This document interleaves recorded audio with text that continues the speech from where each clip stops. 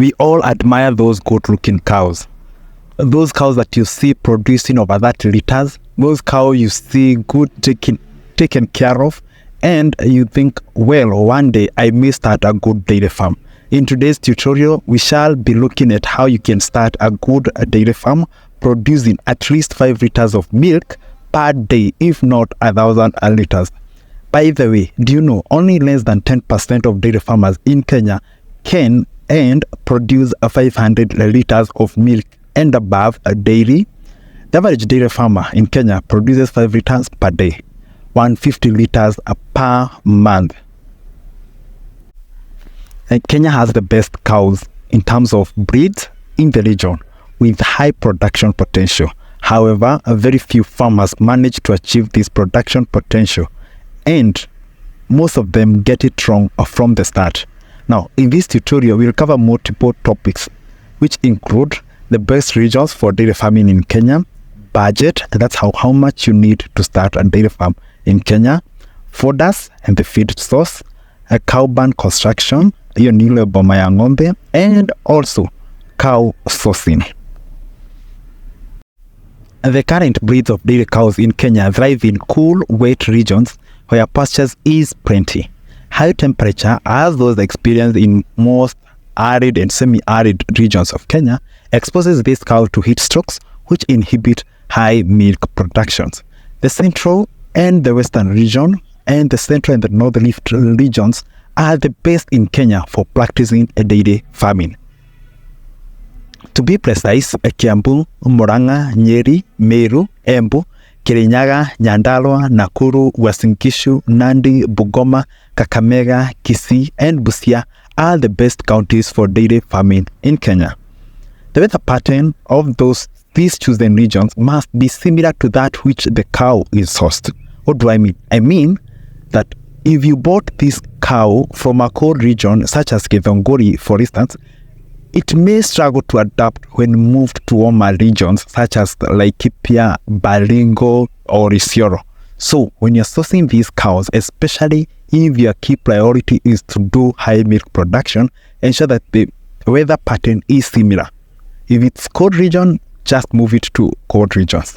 And this explains why most cows tend to die, especially those cows which are bought from Githunguri and maybe they want to be shifted to Uasin Gishu or some parts of Laikipia. There's all those sourced from Nyandarua and they all want to be reared in Nyandarua. A budget. This is how much you need to start a dairy farm. Before doing any investment, establish the amount required to start and run the farm for a year or two. This should entail the cost of the following items. 1, buying land, then constructing the cow barns, then fodder and feeds, then buying machines, then electricity and water bills, and also labor. Budget the amount to invest in buying also the quality dairy cows. Now, for example, to start a dairy farm with the milk production of 500 liters, you will need the following: half an acre of land, which goes for around 5 million. In these counties that we said are suitable for dairy farming, cows at 2 million. Given that a good cow with an average of 15 liters production is going for around 200,000. Fodder at 150,000. Machinery at 2 million. Electricity and labor at 100,000. For a production of at least 5 liters, you will require 40 lactating cows, each producing 15 liters of milk per day. The average price of such cows is 200,000. This makes the total cost of buying good dairy cows to 8 million shillings with exclusive of insurance, which we can allocate around 1 million. Therefore, you need 18.25 million to start a dairy farm with an average production of 500 liters per day. And don't forget, machines include cooling tanks, choppers, and the solar systems. And the other thing that you need to consider is the feed and fodder source before starting the dairy farm. And a good one, consider feed and fodder source. Establish a reliable source of fodder and feed that can sustain the farm for a year. Prepare plenty of silage and hay to avoid stress in dry seasons. Remember, these weather patterns are not that much predictable. Also consider leasing extra land, 2 or 3 acres, for planting fodder in rainy season. This will come in handy and help you with plenty of fodder. The other thing that you need to consider is cow barn construction. Cow barn is, which we call in simple terms, nyumba ya ng'ombe, okay? So the cow barn construction should start after budgeting and having quality fodder and feeds, okay? So we mean you should not buy cows before you've considered the source of your fodder or what you will feed those cows, and also before you have constructed the cow barn. So you only bring them when you have guaranteed fodder and feed source and a good cow barn. The top priority should at all times be cow comfort. Safety of cows and workers, drainage, aeration, and sunlight should be considered for a healthy herd. Okay, so this is where most farmers get it wrong, especially when they are starting. Most fundis or most mercenaries, they don't know the standard of a good cow barn.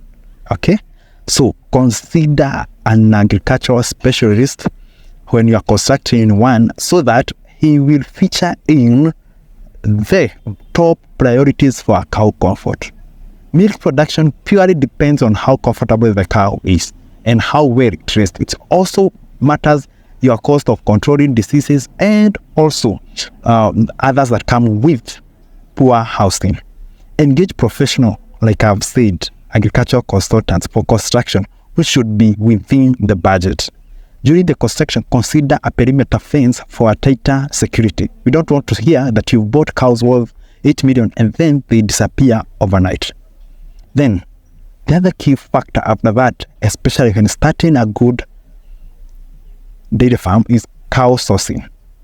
There's a lot of brokers around selling cows, but consider the quality. Now, with feeds and housing set, you can now start sourcing cows from reputable farmers and breeders.